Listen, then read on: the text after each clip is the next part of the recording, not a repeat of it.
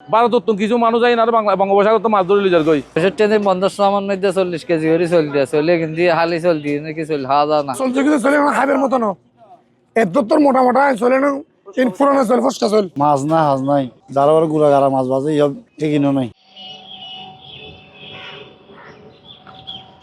চট্টগ্রামের কাট্টলী, খেজুরতলা, রানী রাজমণিঘাট ছোট বোট নিয়ে জেলেরা এইখান থেকে মাছ ধরতে যান প্রতিনিয়ত।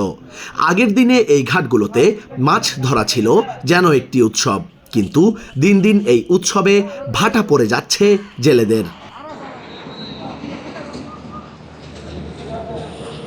জাটকা সংরক্ষণ ও মা ইলিশ রক্ষায় এবং উৎপাদন বাড়াতে সরকার যে নিষেধাজ্ঞা দিয়েছে সেটা মেনে জেলেরা নদীতে যাবেন না, সরকারের আইন মানবেন, এ ব্যাপারে জেলেরা বদ্ধপরিকর। তবে জেলেদের সরকারি পুনর্বাসন এখন পর্যন্ত কেন হয়নি, এ নিয়ে রয়েছে তাদের বিস্তর অভিযোগ। প্রত্যেক জেলে যেন সরকারি সহায়তা পান, সেটাই আশা করেন তারা। না 65 দিন দিয়ে বন্ধ দেয়, মাছ পরিবার টাইমের মধ্যে বন্ধ পড়ে যাবে, এ হার না যাইলে হলে পয়সা নবা। ওরা একটা বসালে 2-3 হাজার টাকা খরচ হয়, এত জায়গাতে মাছ বিক্রি করছে 2,000 টাকা। এই কারণে মনে করেন জেলেদের একটু কষ্ট। সরকার আর বন্ধ দেয় ঠিক আছে, আর সরকারের নিয়ম পালন করে ঠিক আছে, বহুত কষ্ট পড়ে আর দাঁতন ব্যবসা করেন পরে আর তো টাকা পয়সা নাই, সরকার অনেক কিছু সাহায্য করে আর এখনো সাহায্য সহযোগিতা পাই যায়। 65 দিন বন্ধ হইলে শুধু আর 30 কেজি 35 কেজি করে চলছে, আর কিছু নাই আর তাই। বিভিন্ন প্রতিকূলতায় নিজেরাই ধরতে পারছেন না ঠিকভাবে মাছ, তার উপর ভারতীয় বোট চোরাই পথে এসে মাছ ধরে নিয়ে যাওয়ার অভিযোগ করছেন তারা।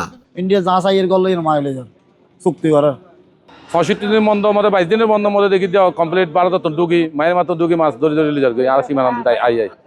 তো সরকারের এখনো যদি মনে করে তদারতি নৌকারে তোলে তো আর যাইলে ফরকানো যায় না, আর এখনো মাছও পারে। চট্টগ্রামের এই ঘাটের মাছগুলোর সুনাম পুরো শহর জুড়ে, কিন্তু মাছ ধরতে গিয়ে লেবার খরচ, তেল খরচ, বরফের খরচ এবং আনুষঙ্গিক সব খরচ দেওয়ার পর দিন শেষে পরিবার নিয়ে আর্থিকভাবে প্রচণ্ড কষ্ট করা জেলেরা তাদের পরিবার কিভাবে চালাবেন তা নিয়ে চিন্তিত।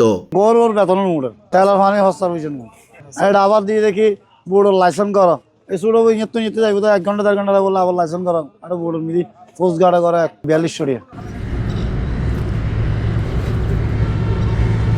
বছর বছর ধরে সমুদ্রে গিয়ে ধরে আনছেন মাছ, বিক্রি করছেন ঘাটে, চালাচ্ছেন সংসার, কেটে যাচ্ছে জীবন।